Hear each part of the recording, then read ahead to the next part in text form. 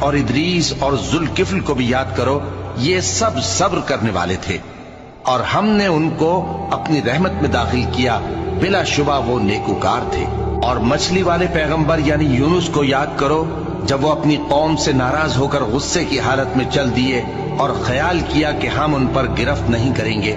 مگر پھر اندھیروں میں اللہ کو پکارنے لگے کہ تیرے سوا کوئی معبود نہیں، تو پاک ہے اور بے شک میں قصوروار ہوں۔ تو ہم نے ان کی دعا قبول کر لی اور ان کو غم سے نجات بخشی،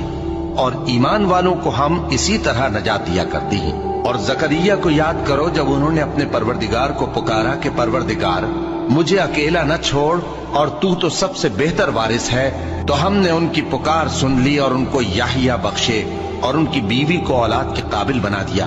یہ لوگ لپک لپک کر نیکیاں کرتے اور ہمیں امید اور خوف سے پکارتے اور ہمارے آگے عاجزی کیا کرتے تھے۔ اور ان خاتون یعنی مریم کو بھی یاد کرو، جنہوں نے اپنی عفت کو محفوظ رکھا، تو ہم نے ان میں اپنی روح پھونک دی اور ان کو اور ان کے بیٹے کو اہل عالم کے لیے نشانی بنا دی۔